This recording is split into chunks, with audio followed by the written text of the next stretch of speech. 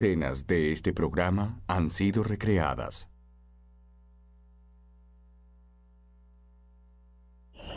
¿Encontró algo más allí? En California, los detectives investigaban un horrendo crimen.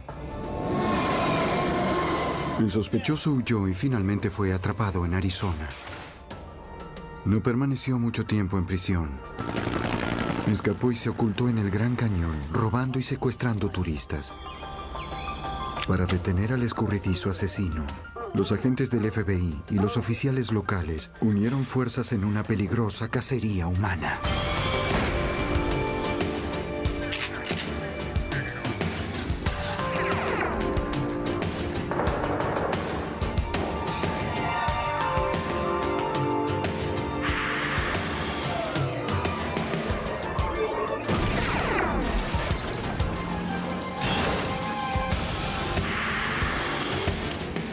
Los archivos del FBI. Un asesino estaba suelto en un popular destino turístico de los Estados Unidos. Armado y desesperado, evadió a la policía en diversas oportunidades. Al acercarse el fin de semana del 4 de julio, miles de personas se convertían en posibles blancos. Soy Jim Castron, exdirector del FBI en Nueva York. Los agentes utilizaron todos los medios para rastrear al asesino antes de que cometiera otro crimen. Se busca. En las primeras horas del 20 de septiembre de 1990, un pescador arrojó una línea en el río Burns Cat, cerca de Stockton, California. Sintió un tirón y sacó del agua algo muy pesado.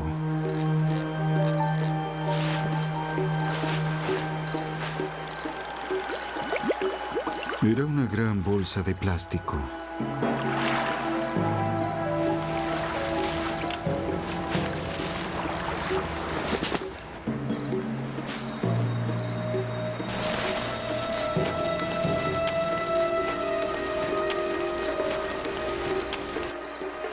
En su interior, halló una pierna humana.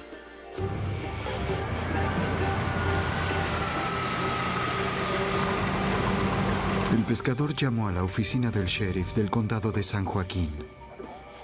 ¿Encontró algo más allí? Los oficiales llegaron inmediatamente a la escena del crimen. Confirmaron la noticia del hallazgo de restos humanos, pero no pudieron encontrar pistas sobre la identidad de la víctima. Los oficiales llamaron al detective especialista en homicidios, sargento Armando Mayoya, quien se haría cargo del caso. La búsqueda en el río para hallar más pruebas y partes del cuerpo se extendió durante toda la noche hasta la madrugada siguiente. Introdujimos un bote en el río y también hubo una búsqueda en las costas a cargo de detectives.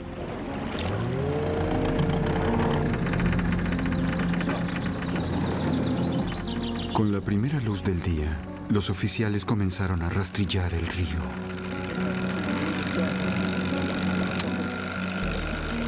Mientras inspeccionaban las aguas más profundas, los detectives caminaban por la ribera.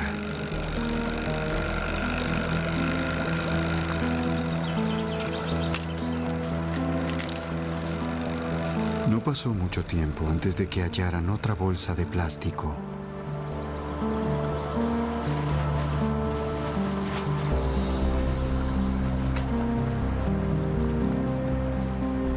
En su interior había dos brazos. Las muñecas se hallaban amarradas con una cinta adhesiva.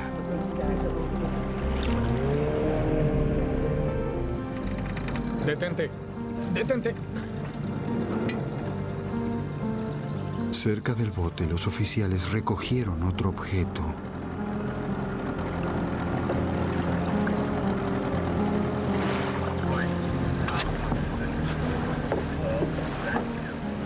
Era un torso humano envuelto en una sábana.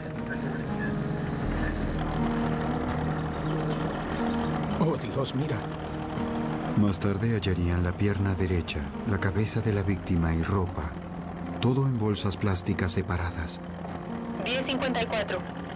Tras varias horas de búsqueda, los investigadores habían recuperado un cuerpo masculino entero. Está buscando ayuda. 10:04. Los detectives no sabían quién era la víctima. Fue un caso de asesinato brutal, ya que alguien se había tomado el trabajo de descuartizar a una persona, transportarla en distintas bolsas y deshacerse del cuerpo sin reparos. Fue algo muy, muy duro y frío. En la morgue, el forense examinó los restos. Determinó que la víctima fue desmembrada con un cuchillo dentado. Llevaría mucho más tiempo determinar la causa real de muerte, o si el hombre se hallaba vivo mientras era desmembrado. Los detectives revisaron la ropa y hallaron una billetera que contenía una licencia de conducir de California. Pertenecía a Sam Lee McCulloch, de 40 años, de Stockton. Los registros policiales demostraron que McCulloch había sido arrestado por delitos menores. Una huella dactilar confirmó su identidad. Luego de informar a la familia McCulloch sobre su muerte, los detectives inspeccionaron su casa en busca de pruebas. Una vez que la víctima fue identificada y supimos el nombre y lugar donde vivía, nos dirigimos hacia esa dirección. La víctima vivía en East Mariposa 5200 en South Stockton. Los oficiales acordaron un encuentro con la novia de Sam McCulloch en su casa. ¿Se ha ausentado alguien? Sí, mi novio. Ella había informado la desaparición de McCulloch temprano ese día. Lo llamé por teléfono. Debido a que él no la había llamado en varios días, la mujer inspeccionó la casa de McCulloch y vio que el lugar era un caos. Faltaban muchas cosas, incluido su Jeep Cherokee blanco. Su auto no está. También faltaban 2 escopetas, un revólver y una pistola semiautomática calibre 9 milímetros. Gracias. Observe aquí, por favor. En el baño, un oficial hizo un importante descubrimiento. Estábamos por irnos cuando enfocamos las cañerías y vimos un reflejo que venía del resumidero. Parecía el destello de una lentejuela. Los investigadores sabían que era colágeno, una sustancia que se encuentra en los huesos y que posee una cualidad reflectiva. Mirando más profundamente en el resumidero, encontramos sangre, tejido y hueso, y mucho cabello. Y basándose en eso, había una gran posibilidad en ese punto de que la víctima hubiera sido desmembrada en la tina de la residencia. Sigan por acá, acérquense más. Justo aquí, justo aquí. Más tarde, las pruebas de laboratorio confirmaron que la sangre y el cabello coincidían con los de McCulloch. Finalmente, el médico forense determinó que McCulloch había muerto antes de ser desmembrado. La causa de muerte fue una herida de bala en la frente. Justo aquí. ¿Qué calibre cree que es, Doc? La pólvora indicaba que le habían disparado a quemarropa. El forense extrajo los fragmentos de bala y los envió al Laboratorio Estatal de Balística. Los examinadores estudiaron el tamaño, peso y composición de los fragmentos, determinando que el arma homicida era un rifle calibre 22. Al comparar los fragmentos con balas disparadas en las pruebas de armas similares, se pueden identificar modelos específicos. Los expertos del Departamento de Justicia de California creían que el arma usada era probablemente un rifle Western Field.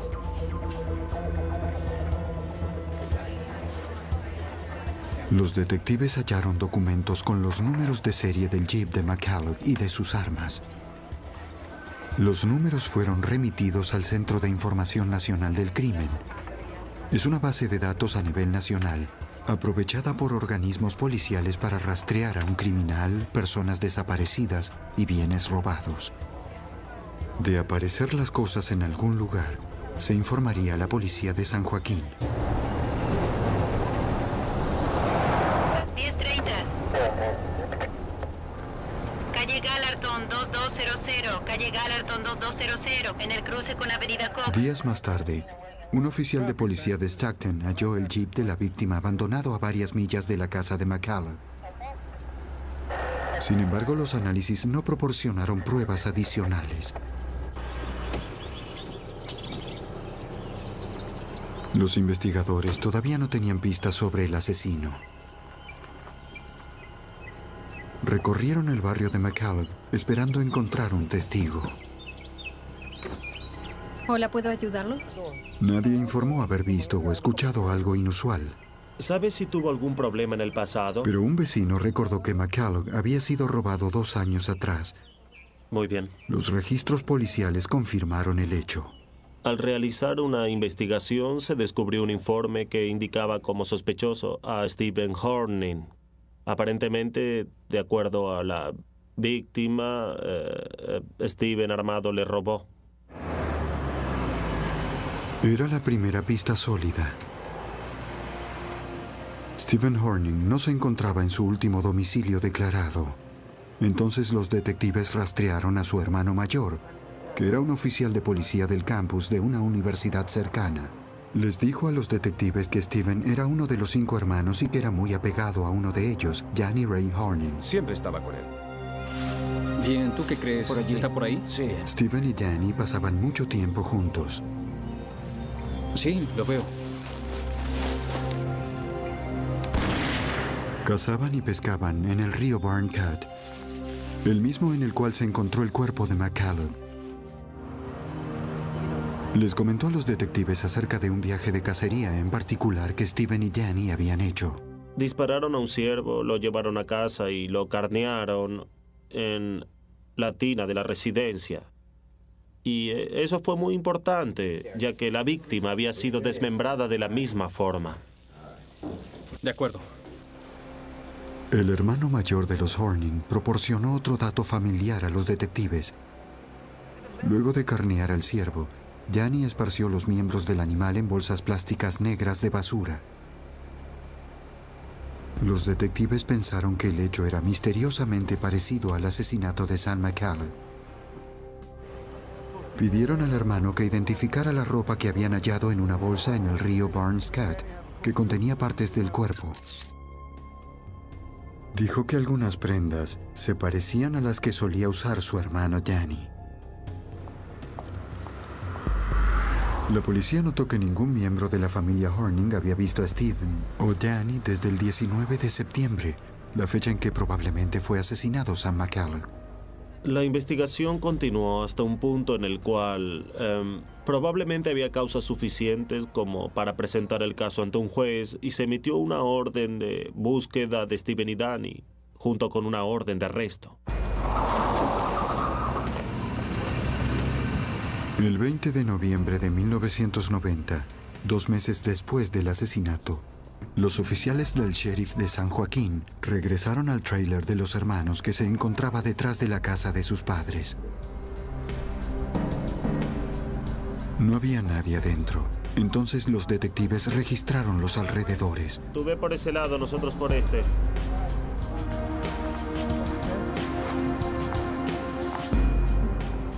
Observen allí. Sí, parece ser. La culata y el cañón recortados de un rifle. Los peritos habían informado que el arma usada para matar a McCulloch era probablemente un rifle calibre 22 de la marca Westernfield. El cañón encontrado en el terreno lindante al de la casa del sospechoso pertenecía a una Westernfield calibre 22. Al día siguiente, los oficiales regresaron al tráiler. Uno de los hermanos, Stephen Horning, se encontraba allí. ¿Quiere poner las manos en la espalda, por favor? Fue arrestado y acusado de homicidio. Deberá acompañarnos. El segundo sospechoso, hermano de Stephen, Danny Ray Horning, no podía ser hallado en ninguna parte. Siéntese aquí. Cuidado con la cabeza. Hemos hallado al sujeto. Este es uno. En diciembre de 1990, En la prisión del condado de California, San Joaquín, los detectives retuvieron a un sospechoso por el asesinato y desmembramiento de Sam McCulloch. Stephen Horning había sido arrestado luego de un mes de investigación, pero los detectives necesitaban más pruebas para retenerlo. Su hermano Danny Ray Horning también era buscado, pero había desaparecido del lugar. Stephen juró no tener nada que ver con el homicidio y que no sabía dónde se encontraba Danny. Sabiendo que Stephen no los ayudaría a encontrar a Danny, los investigadores se acercaron a su padre en busca de respuestas. El señor Horning ofreció al detective sargento Armando Mayoya valiosa información respecto de la que posiblemente fuera el arma homicida. Luego de hablar con el padre del sospechoso, supe que Danny había sido visto con un rifle recortado calibre 22. Te apuesto a que puedo darle. Te lo demostraré. Su padre dijo que Danny y Stephen estaban detrás del tráiler cuando Danny le disparó a un perro con su arma calibre 22. Después, Stephen le disparó con una ballesta. Ya lo hice. El señor Horning creía que sus hijos habían enterrado al perro en el terreno ubicado detrás del tráiler. Los investigadores inspeccionaron el jardín de los Horning. Advirtieron que un sector parecía estar cubierto con tierra recientemente removida y comenzaron a cavar. Encontraron al perro y otro detective descubrió que había una bala en la cabeza del animal.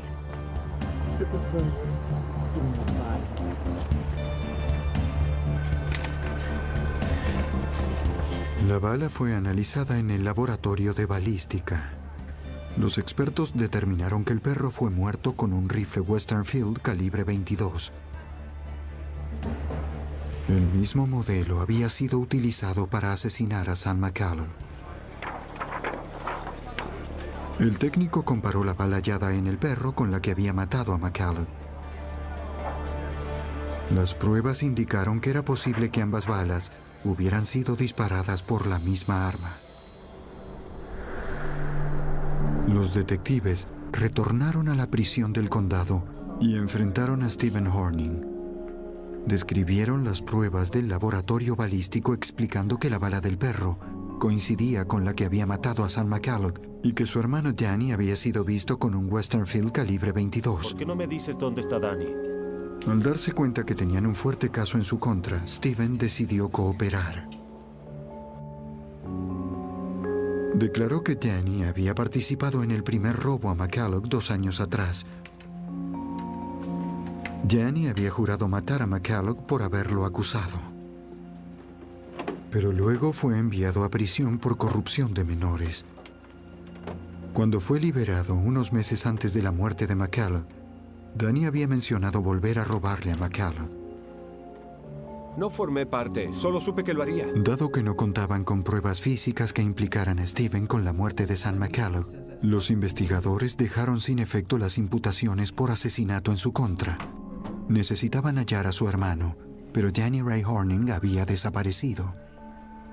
Durante 6 meses, el detective sargento Armando Mayoya investigó la causa, pero no encontró nuevas pistas.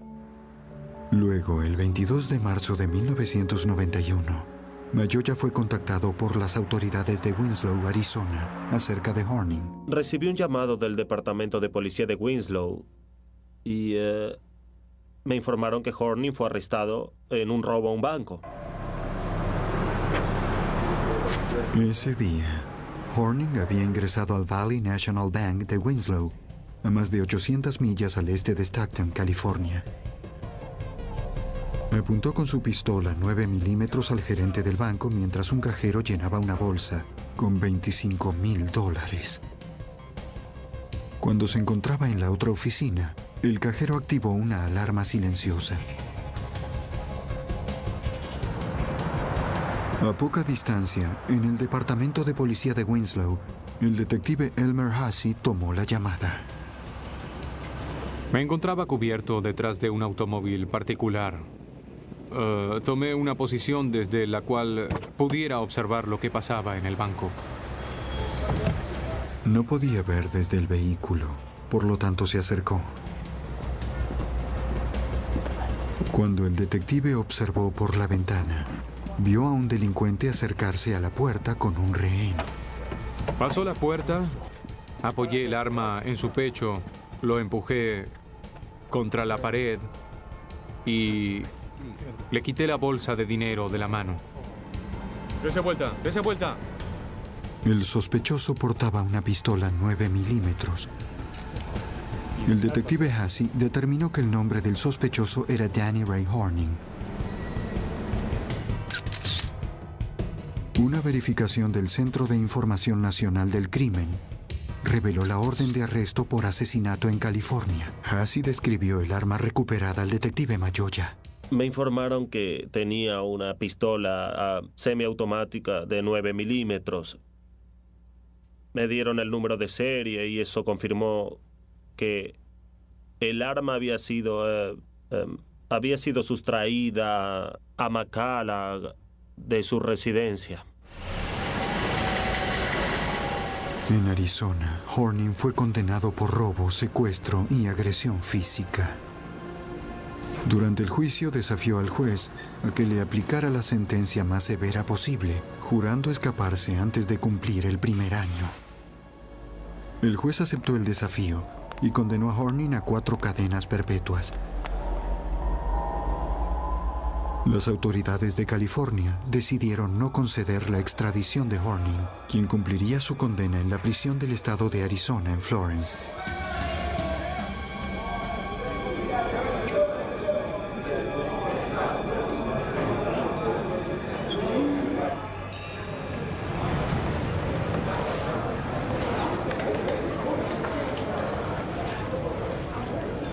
El 12 de mayo de 1992, durante el conteo de reclusos de las 4 en punto, los oficiales descubrieron que el prisionero número 85897 no se encontraba en su celda.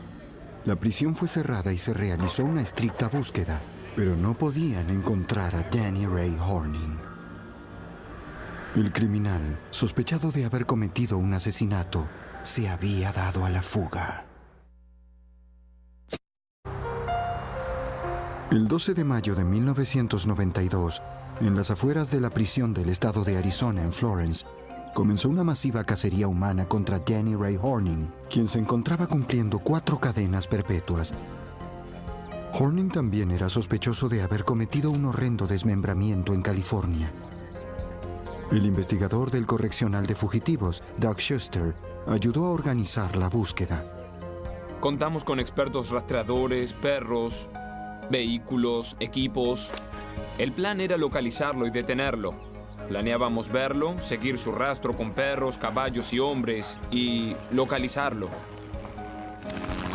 Los grupos policiales locales, estatales y federales respondieron fuera de la prisión. Pero Horning había desaparecido del lugar.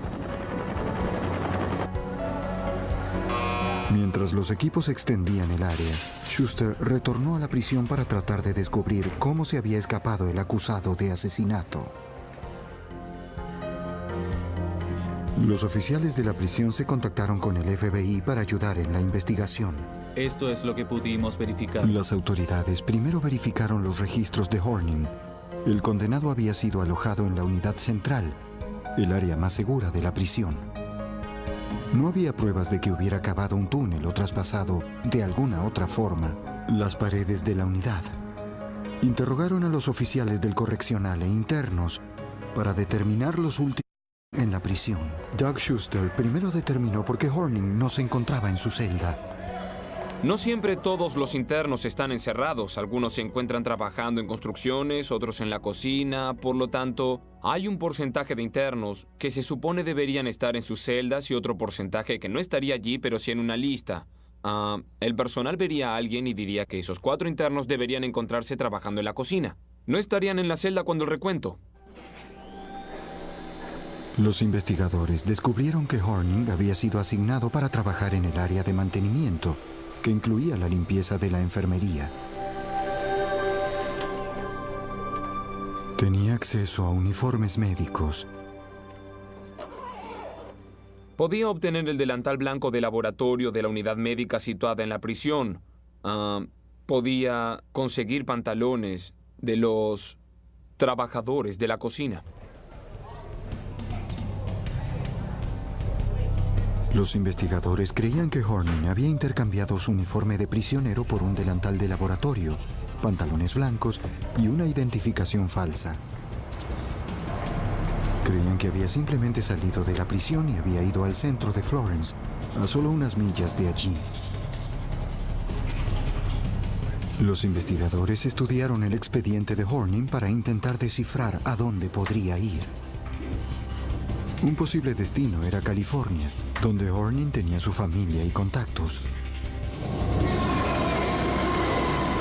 La otra posibilidad era Winslow, Arizona, en donde Horning había jurado vengarse de los policías y agentes del FBI que lo habían enviado a prisión. El agente especial del departamento del FBI en Phoenix, Keith Tallhurst, se unió a la investigación. ¿Los acompañará? ¿Llevarás a los perros a ese lugar? Trabajaría junto con el correccional para detener a Horning antes de que cometiera un nuevo delito. La información suministrada por la prisión nos reveló que creían que robaría algunos bancos más para luego dirigirse a Winslow para tratar de matar a los empleados del Valerie National Bank que había robado o matar a los oficiales. Creíamos que iría hacia allí. El agente examinó los elementos encontrados en la celda de Horning. Serían enviados a los expertos en perfiles de la Academia del FBI en Quantico, Virginia. Trabajamos con nuestra unidad de comportamiento para conseguir el perfil psicológico del sujeto y así saber si es el tipo de persona que concretaría sus amenazas. Más tarde se comprobó que aparentaba ser el tipo de persona que podría hacerlo, o al menos sería capaz de llevarlas a cabo. Si Horning podía asesinar agentes del FBI, nadie estaría a salvo. La primera pista sólida en la cacería de Horning apareció 3 días después de su huida. El 15 de mayo, los oficiales del sheriff del condado de Pinal se presentaron en un rancho a 15 millas al oeste de la prisión. Y esta puerta estaba cerrada. El propietario dijo que habían tomado ropa, unos binoculares y alimento de su casa. Eso es casi todo lo que robaron. También dijo que le habían sustraído varias armas cargadas. Aquí también.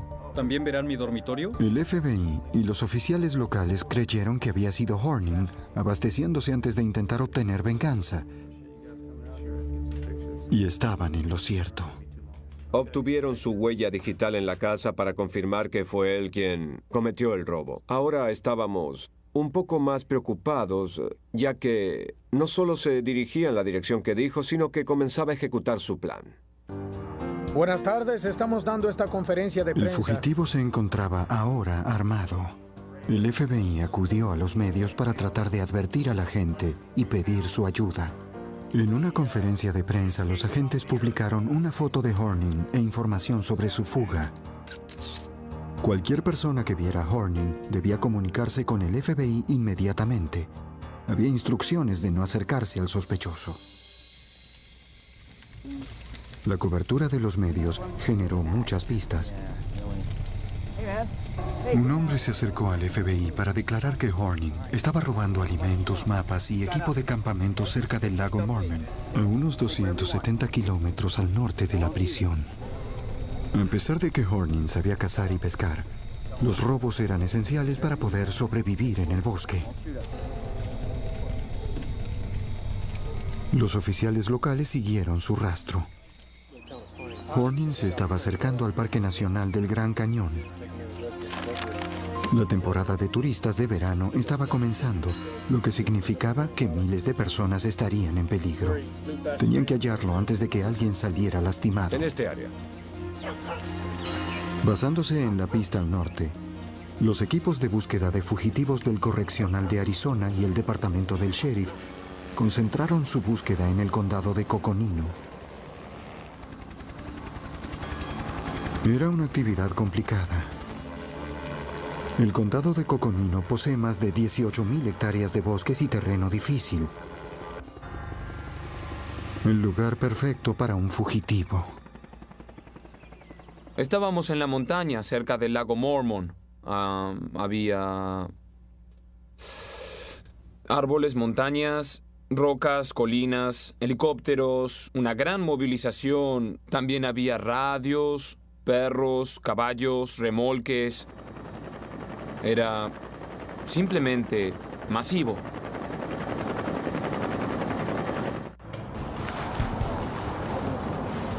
El 13 de junio de 1992, un oficial del Servicio Forestal Nacional se encontraba patrullando el campamento del condado de Coconino. El oficial divisó a Horning caminando por un área boscosa. Era muy peligroso para un solo oficial perseguir al asesino armado por el bosque. Así están las cosas. Cuando llegaron los refuerzos, Danny Ray Horning había desaparecido otra vez. El temerario asesino aún estaba suelto. Durante el verano de 1992, Danny Ray Horning escapó de la prisión de Florence, Arizona, tras cumplir solo 9 meses de sus 4 condenas perpetuas. El FBI creía que el sospechoso se dirigía ahora hacia Winslow, Arizona, para vengarse de los agentes que lo habían atrapado. El 11 de junio, los agentes respondieron a un reporte de robo cerca de la ciudad de Pine, a mitad de camino entre la prisión y Winslow. Esta vez Horning había robado un camión. Ahora contaba con un vehículo, estaba armado y se acercaba al Parque Nacional del Gran Cañón mientras decenas de miles de turistas comenzaban sus vacaciones. Durante 10 días no volvieron a verlo. Con el camión podría estar a cientos de kilómetros.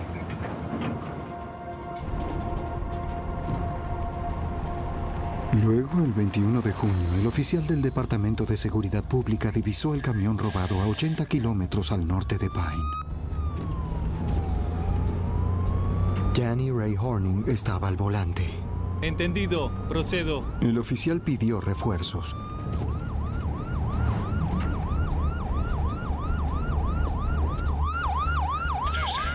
Antes de que llegaran los refuerzos, Horning saltó del camión y huyó a pie al ahora conocido bosque.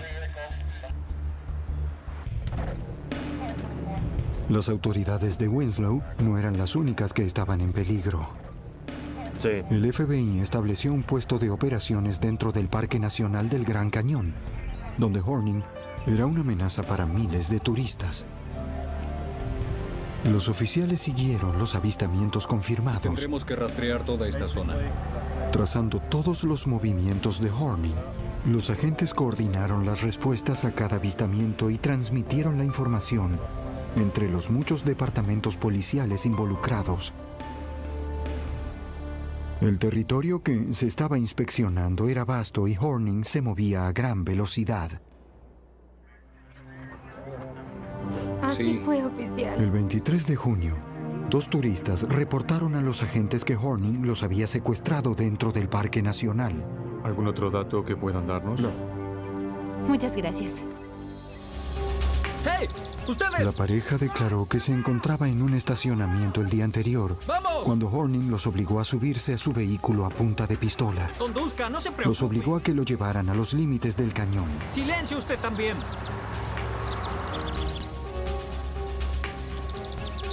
Se registró en un hotel y obligó a los prisioneros a entrar. Su arma les impidió que pidieran ayuda. ¿Lo entiende? La pareja temió que les disparara en cualquier momento. Necesito que libere a mi hermano. Horning grabó un mensaje para las autoridades. Necesito una garantía. Exigió que su búsqueda fuera cancelada. Al menos durante los próximos 3 días. También ordenó la liberación de uno de sus hermanos y un rescate de $1 millón por la familia que tenía pensado secuestrar a cambio de la pareja sin hijos. Al día siguiente, Horning obligó a la pareja a llevarlo a un negocio, donde compró equipos para acampar, ropa nueva y comida. Pero antes de encontrar una familia con niños para secuestrar, un oficial del servicio forestal lo reconoció y comenzó a perseguir al vehículo. ¡Vamos, muévase! Horning le disparó al oficial, obligándolo a minorar su marcha. Obligó al conductor a acelerar. ¡Vamos, rápido! ¡Usted cállese! ¡Vamos!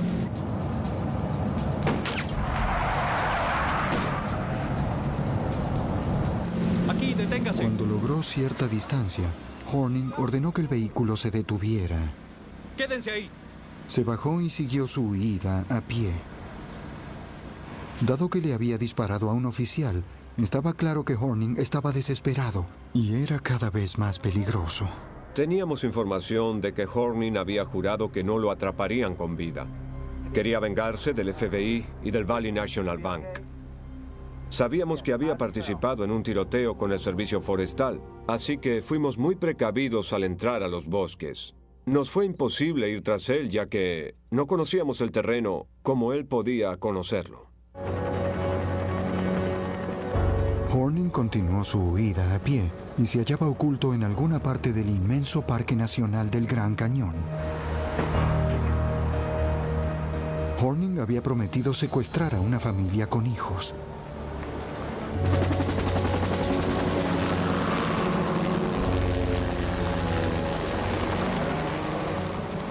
La policía debía hallar al asesino antes de que tuviera la oportunidad de matar nuevamente.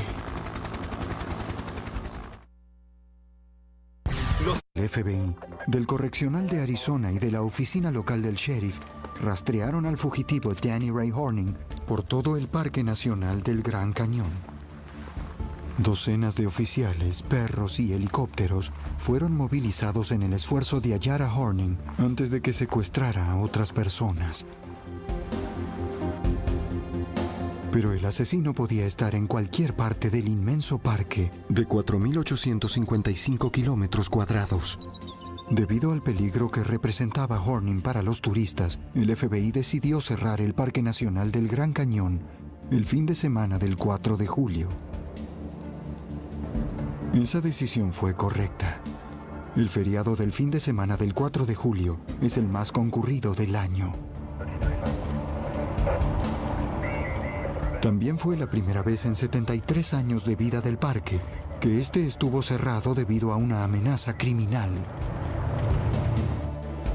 Según el agente especial del FBI, Keith Tolhurst, Horning era lo suficientemente peligroso como para justificar esta medida. Se encontraba merodeando por el cañón y no podíamos controlarlo debido al público. Por eso hicimos que todos pasaran por el control de carretera para encontrarlo. No se permitió el ingreso a nuevos visitantes y a aquellos que se encontraban dentro se les pedía que se retiraran. La policía estableció controles en los puntos de entrada y salida alrededor del Gran Cañón. Inspeccionaron vehículos y advirtieron a los conductores sobre Horning. Pero no lo detuvieron a tiempo. ¡Conduzca! ¡Súbase al auto y conduzca! El 4 de julio, dos turistas británicas se preparaban para abandonar el parque cuando un hombre armado se acercó a ellas.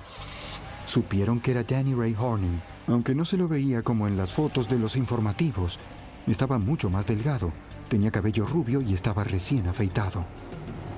Debido a que el parque había sido cerrado, las mujeres eran la única salida para Horning.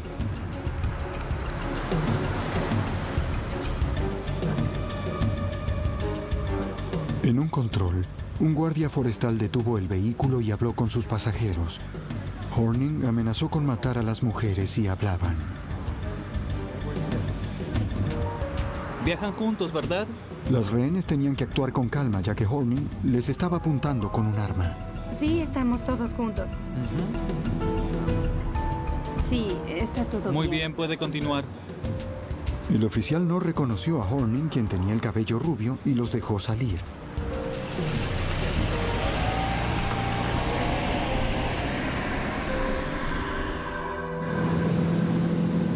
Una vez fuera del parque, Horning las obligó a conducir 96 kilómetros al sur hacia Williams, Arizona. Cuando ya se habían alejado de la policía y del Gran Cañón, Horning les ordenó que detuvieran el vehículo. Por ahí, vamos. Amenazándolas con el arma, obligó a las aterradas mujeres a ingresar en el bosque.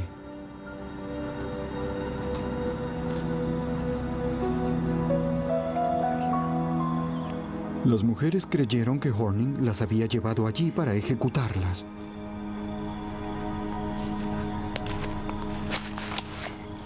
No se muevan.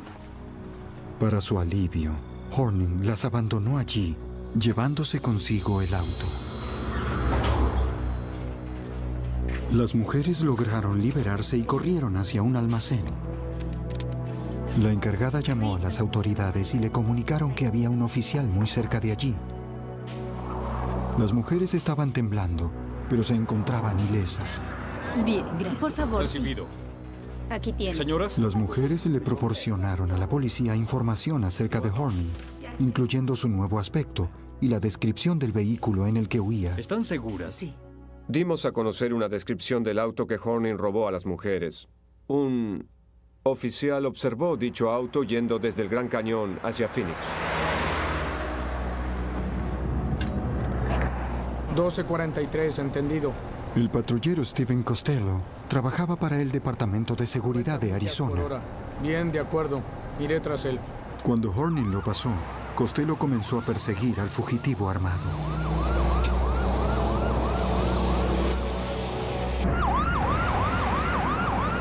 En poco tiempo, esto se convirtió en algo más que una persecución automovilística. Escuché una gran explosión y pensé que algo andaba mal en el automóvil. Observé los indicadores y todo estaba en orden. Ahí me di cuenta que me había disparado y entonces le comuniqué a la central lo sucedido y que me encontraba ileso. Y decidí seguir con la persecución. El disparo obligó al oficial a mantener distancia. Tomará la bajada en... Pero sabía que Horning no debía escaparse. 2:17. 2:23. El fugitivo intentó escapar doblando cerca del poblado de Sedona. Tomó la salida y pude ver cómo frenaba bruscamente y luego derrapaba. Y tuvo un pequeño accidente. Golpeó una señal. En ese momento grité, «Quieto, deténgase».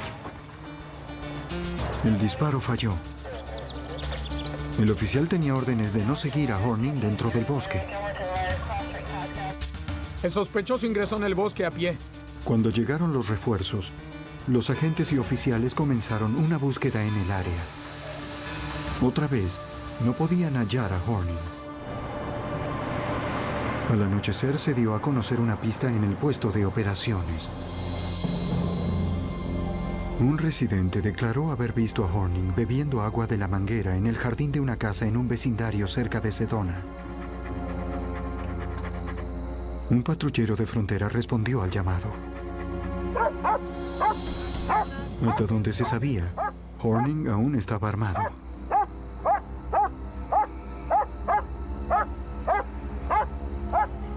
Esta vez, no hubo tiroteo. Las manos detrás de la cabeza. Tras ser perseguido incansablemente durante 54 días y por cientos de kilómetros, un exhausto Horning simplemente se entregó. Dese vuelta lentamente. No tengo dudas de que, dado los esfuerzos que realizaron los equipos que lo perseguían, lograron literalmente arrojarlo al suelo. Yacía muerto de cansancio con la lengua afuera, y a pesar de estar armado y haber jurado no ser atrapado con vida, solo deseaba un vaso con agua.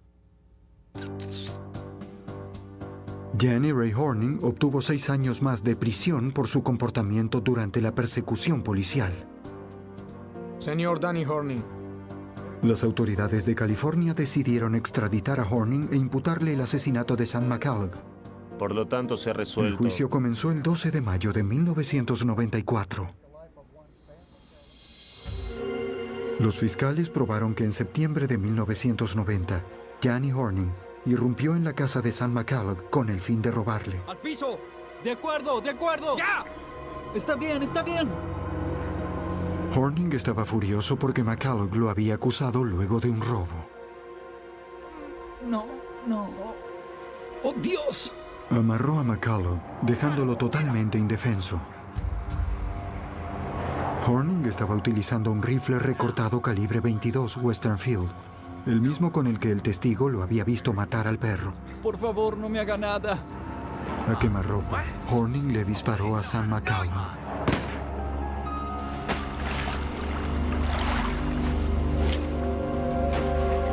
Las pequeñas manchas de sangre, como también los tejidos humanos encontrados en el drenaje, indicaban que Horning había desmembrado a su víctima en la tina. Luego arrojó las partes de su cuerpo en el río Burns Cut.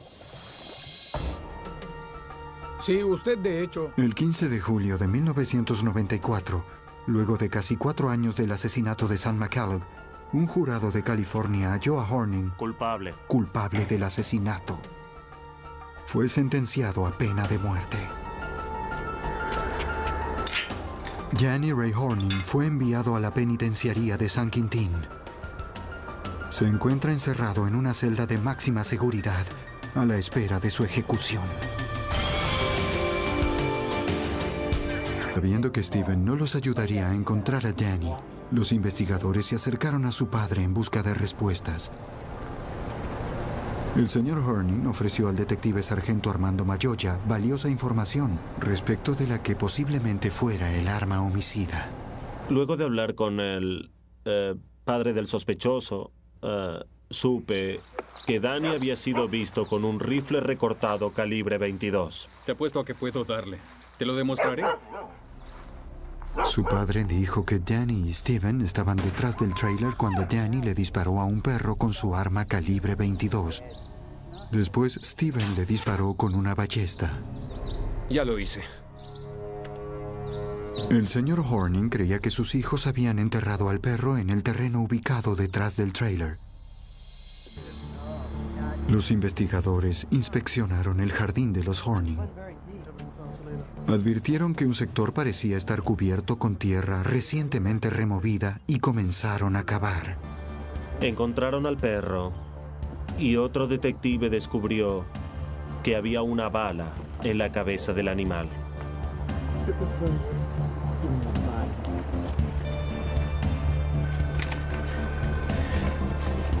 La bala fue analizada en el laboratorio de balística. Los expertos determinaron que el perro fue muerto con un rifle Westernfield calibre 22. El mismo modelo había sido utilizado para asesinar a Sam McCallum. El técnico comparó la bala hallada en el perro con la que había matado a McCallum. Las pruebas indicaron que era posible que ambas balas hubieran sido disparadas por la misma arma. Los detectives retornaron a la prisión del condado y enfrentaron a Steven Horning. Describieron las pruebas del laboratorio balístico explicando que la bala del perro coincidía con la que había matado a Sam McCallum y que su hermano Danny había sido visto con un Westernfield calibre 22. ¿Por qué no me dices dónde está Danny? Al darse cuenta que tenían un fuerte caso en su contra, Steven decidió cooperar. Declaró que Danny había participado en el primer robo a McCallum 2 años atrás. Danny había jurado matar a McCallum por haberlo acusado. Pero luego fue enviado a prisión por corrupción de menores. Cuando fue liberado unos meses antes de la muerte de McCallum, Danny había mencionado volver a robarle a McCallum. No formé parte, solo supe que lo haría. Dado que no contaban con pruebas físicas que implicaran a Steven con la muerte de Sam McCallum, los investigadores dejaron sin efecto las imputaciones por asesinato en su contra. Luego, el 21 de junio, el oficial del Departamento de Seguridad Pública divisó el camión robado a 80 kilómetros al norte de Pine. Danny Ray Horning estaba al volante. Entendido, procedo. El oficial pidió refuerzos.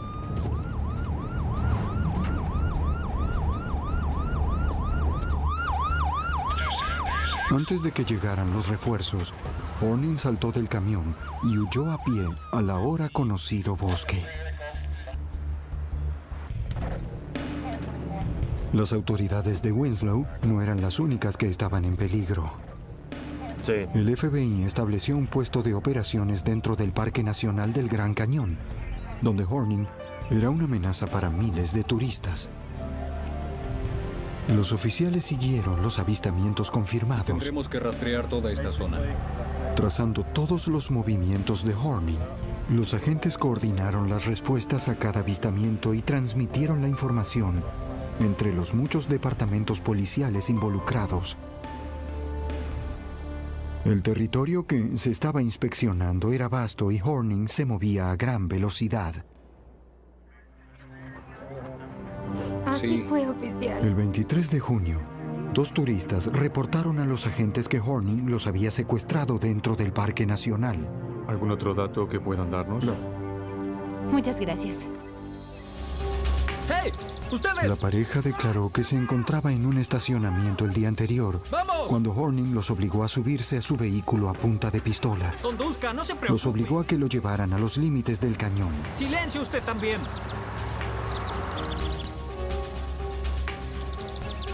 Se registró en un hotel y obligó a los prisioneros a entrar. Su arma les impidió que pidieran ayuda. ¿Lo entiende? La pareja temió que les disparara en cualquier momento. Necesito que libere a mi hermano. Horning grabó un mensaje para las autoridades. Necesito una garantía. Exigió que su búsqueda fuera cancelada. Al menos durante los próximos 3. También ordenó la liberación de uno de sus hermanos y un rescate de $1 millón por la familia que tenía pensado secuestrar, a cambio de la pareja sin hijos. Al día siguiente, Horning obligó a la pareja a llevarlo a un negocio, donde compró equipos para acampar, ropa nueva y comida. Pero antes de encontrar una familia con niños para secuestrar, un oficial del servicio forestal lo reconoció y comenzó a perseguir al vehículo. ¡Vamos, muévase! Horning le disparó al oficial, obligándolo a minorar su marcha. Obligó al... Un problema en el pasado. Pero un vecino recordó que McCulloch había sido robado 2 años atrás. Muy bien. Los registros policiales confirmaron el hecho. Al realizar una investigación, se descubrió un informe que indicaba como sospechoso a Stephen Horning. Aparentemente, de acuerdo a la víctima, Stephen armado le robó. Era la primera pista sólida. Stephen Horning no se encontraba en su último domicilio declarado. Entonces los detectives rastrearon a su hermano mayor, que era un oficial de policía del campus de una universidad cercana. Les dijo a los detectives que Stephen era uno de los 5 hermanos y que era muy apegado a uno de ellos, Danny Ray Horning. Siempre estaba con él. Bien, ¿tú qué crees? ¿Por allí? ¿Está por ahí? Sí. Stephen y Danny pasaban mucho tiempo juntos. Sí, lo veo. Cazaban y pescaban en el río Barncat, el mismo en el cual se encontró el cuerpo de McCulloch. Les comentó a los detectives acerca de un viaje de cacería en particular que Stephen y Danny habían hecho. Dispararon a un ciervo, lo llevaron a casa y lo carnearon en la tina de la residencia. Y eso fue muy importante, ya que la víctima había sido desmembrada de la misma forma. De acuerdo. El hermano mayor de los Horning proporcionó otro dato familiar a los detectives. Luego de carnear al ciervo, Danny esparció los miembros del animal en bolsas plásticas negras de basura. Los detectives pensaron que el hecho era misteriosamente parecido al asesinato de Sam McCulloch. Pidieron al hermano que identificara la ropa que habían hallado en una bolsa en el río Barncat, que contenía partes del cuerpo. Dijo que algunas prendas se parecían a las que solía usar su hermano Danny. La policía notó que ningún miembro de la familia Horning había visto a Stephen o Danny desde el 19 de septiembre, la fecha en que probablemente fue asesinado Sam McCulloch. La investigación continuó hasta un punto en el cual probablemente había causas suficientes como para presentar el caso ante un juez y se emitió una orden de búsqueda de Stephen y Danny, junto con una orden de arresto. El 20 de noviembre de 1990, 2 meses después del asesinato, los oficiales del sheriff de San Joaquín regresaron al tráiler de los hermanos que se encontraba detrás de la casa de sus padres. No había nadie adentro. Entonces los detectives registraron los alrededores. Tú ve por ese lado, no.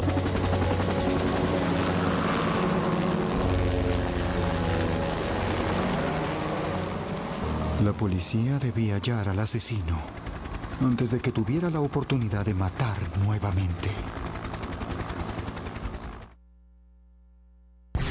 El FBI, del Correccional de Arizona y de la oficina local del sheriff rastrearon al fugitivo Danny Ray Horning por todo el Parque Nacional del Gran Cañón.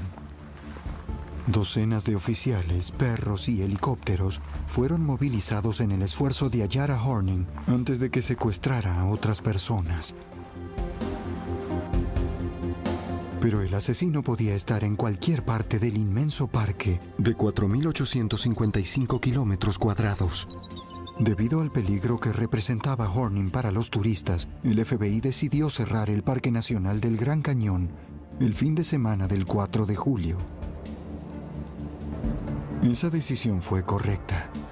El feriado del fin de semana del 4 de julio es el más concurrido del año. También fue la primera vez en 73 años de vida del parque que este estuvo cerrado debido a una amenaza criminal. Según el agente especial del FBI, Keith Tolhurst, Horning era lo suficientemente peligroso como para justificar esta medida. Se encontraba merodeando por el cañón y no podíamos controlarlo debido al público. Por eso hicimos que todos pasaran por el control de carretera para encontrarlo. No se permitió el ingreso a nuevos visitantes y a aquellos que se encontraban dentro se les pedía que se retiraran. La policía estableció controles en los puntos de entrada y salida alrededor del Gran Cañón.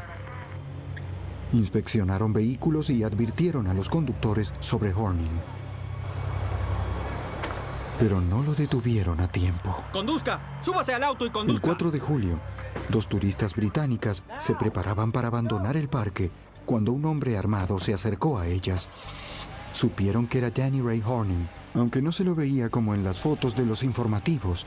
Estaba mucho más delgado, tenía cabello rubio y estaba recién afeitado. Debido a que el parque había sido cerrado, las mujeres eran la única salida para Horning.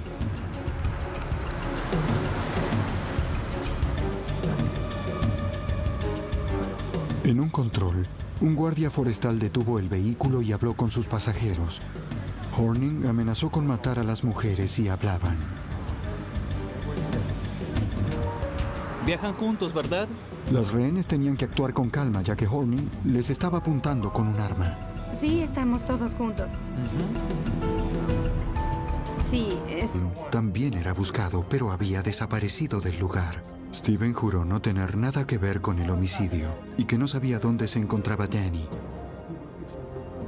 Sabiendo que Steven no los ayudaría a encontrar a Danny, los investigadores se acercaron a su padre en busca de respuestas.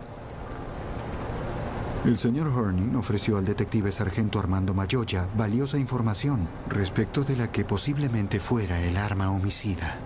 Luego de hablar con el padre del sospechoso, supe que Danny había sido visto con un rifle recortado calibre 22. Te apuesto a que puedo darle. Te lo demostraré. Su padre dijo que Danny y Steven estaban detrás del trailer cuando Danny le disparó a un perro con su arma calibre 22. Después, Steven le disparó con una ballesta. Ya lo hice. El señor Horning creía que sus hijos habían enterrado al perro en el terreno ubicado detrás del trailer. Los investigadores inspeccionaron el jardín de los Horning. Advirtieron que un sector parecía estar cubierto con tierra recientemente removida y comenzaron a cavar. Encontraron al perro y otro detective descubrió que había una bala en la cabeza del animal.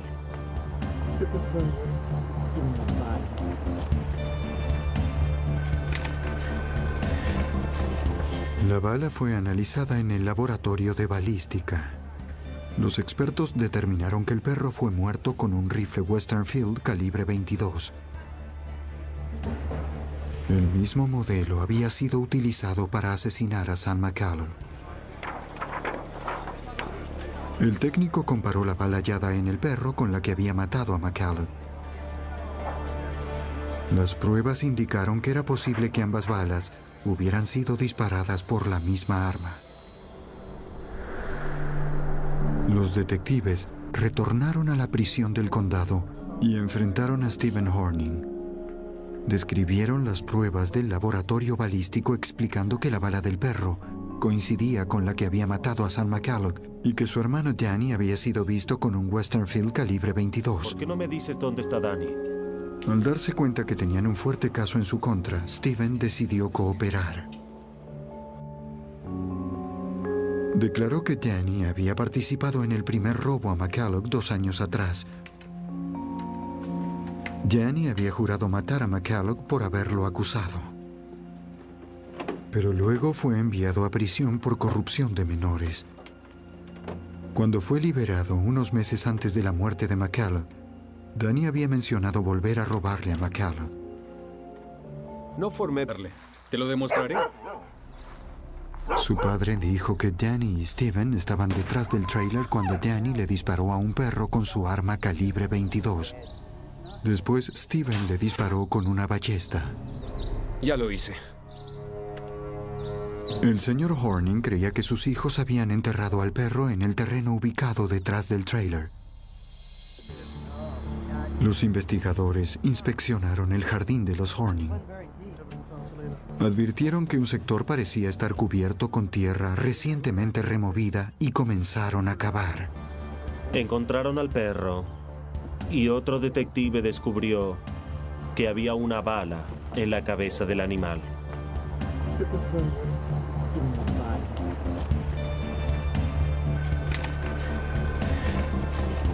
La bala fue analizada en el laboratorio de balística. Los expertos determinaron que el perro fue muerto con un rifle Westerfield calibre 22. El mismo modelo había sido utilizado para asesinar a Sam McCulloch. El técnico comparó la bala hallada en el perro con la que había matado a McCulloch. Las pruebas indicaron que era posible que ambas balas hubieran sido disparadas por la misma arma. Los detectives retornaron a la prisión del condado y enfrentaron a Stephen Horning. Describieron las pruebas del laboratorio balístico explicando que la bala del perro coincidía con la que había matado a Sam McCulloch y que su hermano Danny había sido visto con un Westerfield calibre 22. ¿Por qué no me dices dónde está Danny? Al darse cuenta que tenían un fuerte caso en su contra, Stephen decidió cooperar. Declaró que Danny había participado en el primer robo a McCulloch 2 años atrás. Danny había jurado matar a McCulloch por haberlo acusado. Pero luego fue enviado a prisión por corrupción de menores. Cuando fue liberado unos meses antes de la muerte de McCulloch, Danny había mencionado volver a robarle a McCulloch.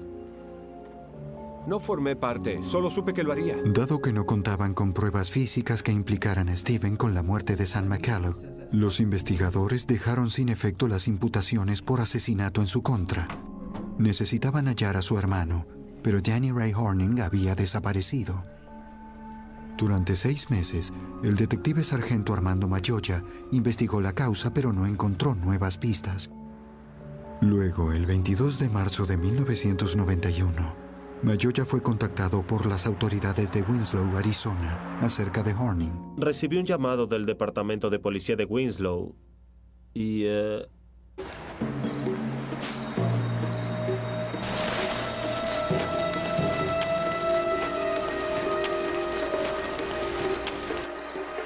En su interior, halló una pierna humana.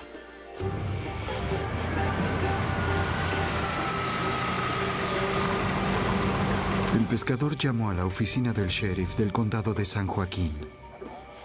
¿Encontró algo más allí? Los oficiales llegaron inmediatamente a la escena del crimen.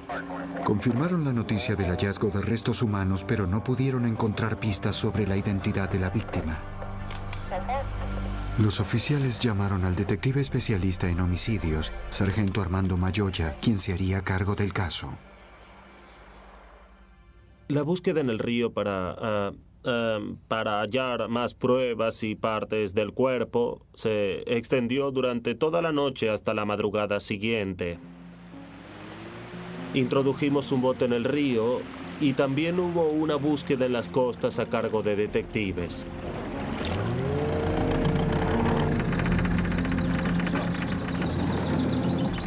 Con la primera luz del día, los oficiales comenzaron a rastrillar el río.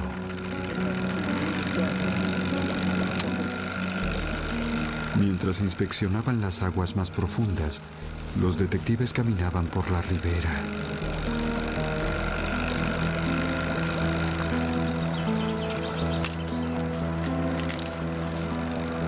No pasó mucho tiempo antes de que hallaran otra bolsa de plástico.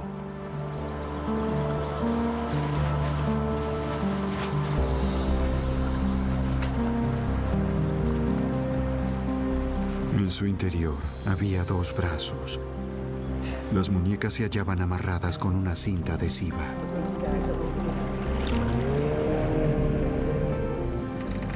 ¡Detente! ¡Detente! Cerca del bote, los oficiales recogieron otro objeto.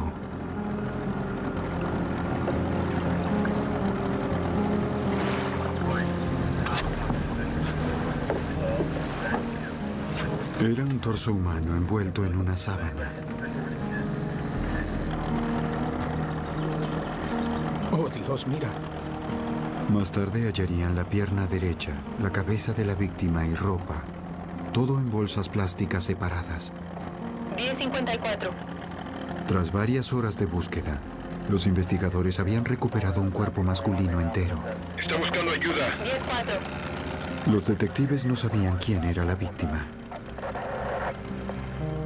Fue un caso de asesinato brutal, ya que alguien... El peligro que representaba Horning para los turistas, el FBI decidió cerrar el Parque Nacional del Gran Cañón el fin de semana del 4 de julio. Esa decisión fue correcta. El feriado del fin de semana del 4 de julio es el más concurrido del año. También fue la primera vez en 73 años de vida del parque que este estuvo cerrado debido a una amenaza criminal. Según el agente especial del FBI, Keith Tolhurst, Horning era lo suficientemente peligroso como para justificar esta medida. Se encontraba merodeando por el cañón y no podíamos controlarlo debido al público. Por eso hicimos que todos pasaran por el control de carretera para encontrarlo. No se permitió el ingreso a nuevos visitantes y a aquellos que se encontraban dentro se les pedía que se retiraran. La policía estableció controles en los puntos de entrada y salida alrededor del Gran Cañón. Inspeccionaron vehículos y advirtieron a los conductores sobre Horning. Pero no lo detuvieron a tiempo. ¡Conduzca! ¡Súbase al auto y conduzca! El 4 de julio, 2 turistas británicas se preparaban para abandonar el parque cuando un hombre armado se acercó a ellas. Supieron que era Danny Ray Horning, aunque no se lo veía como en las fotos de los informativos. Estaba mucho más delgado, tenía cabello rubio y estaba recién afeitado. Debido a que el parque había sido cerrado, las mujeres eran la única salida para Horning.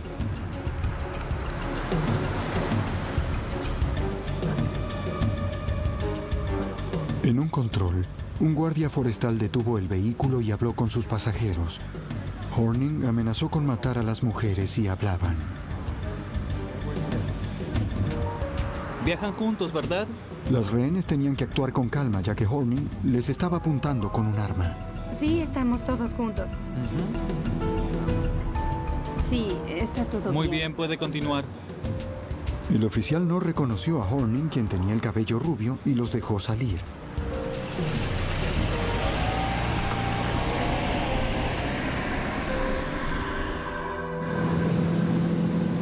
Una vez fuera del parque, Horning las obligó a conducir 96 kilómetros al sur hacia Williams, Arizona.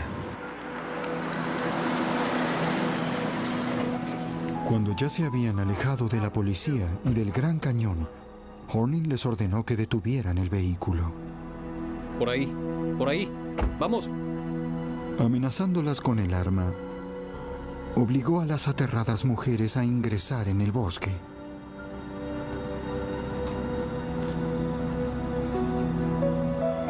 En la tina de la residencia.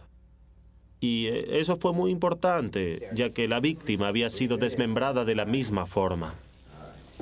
De acuerdo. El hermano mayor de los Horning proporcionó otro dato familiar a los detectives.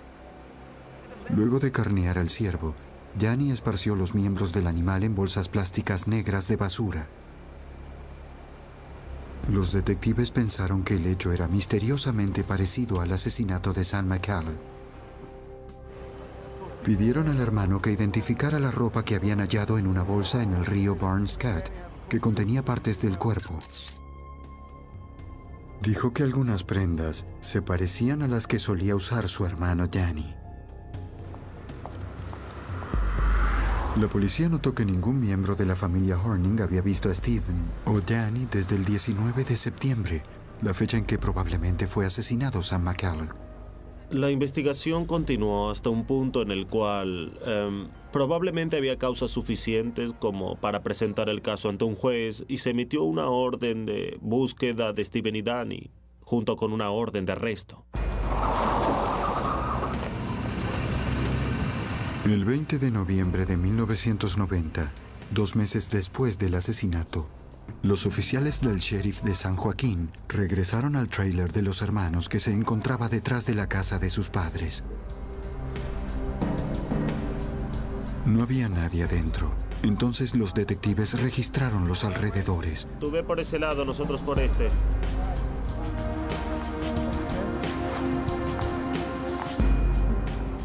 Observen allí. Sí, parece ser. La culata y el cañón recortados de un rifle. Los peritos habían informado que el arma usada para matar a McCallum era probablemente un rifle calibre 22 de la marca Western Field. El cañón encontrado en el terreno lindante al de la casa del sospechoso pertenecía a una Western Field calibre 22. Al día siguiente, los oficiales regresaron al tráiler. Uno de los hermanos, Steven Horning, se encontraba allí. ¿Quiere poner las manos en la espalda, por favor? Fue arrestado y acusado de homicidio. Deberá acompañarnos. El segundo sospechoso, hermano de Steven, Danny Ray Horning, no podía ser hallado en ninguna parte. Siéntese aquí. Cuidado con la cabeza. Hemos hallado al sujeto. Este es uno. En diciembre de 1990, en la prisión, Horning se estaba acercando al Parque Nacional del Gran Cañón. La temporada de turistas de verano estaba comenzando, lo que significaba que miles de personas estarían en peligro. Tenían que hallarlo antes de que alguien saliera lastimado. En este área. Basándose en la pista al norte, los equipos de búsqueda de fugitivos del Correccional de Arizona y el Departamento del Sheriff concentraron su búsqueda en el condado de Coconino.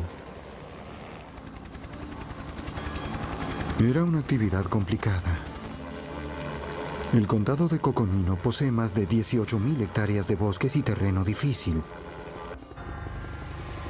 El lugar perfecto para un fugitivo. Estábamos en la montaña, cerca del lago Mormon. Había árboles, montañas, rocas, colinas, helicópteros, una gran movilización. También había radios, perros, caballos, remolques. Era simplemente masivo.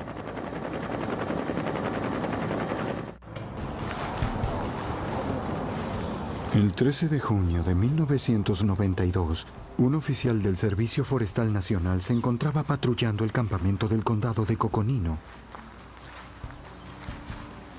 El oficial divisó a Horning caminando por un área boscosa.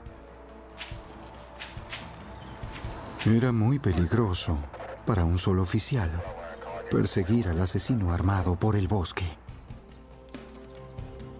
Así están las cosas. Cuando llegaron los refuerzos, Danny Ray Horning había desaparecido otra vez. El temerario asesino aún estaba suelto. Durante el verano de 1992, Danny Ray Horning escapó de la prisión de Florence, Arizona, tras cumplir solo 9 meses de sus 4 condenas perpetuas.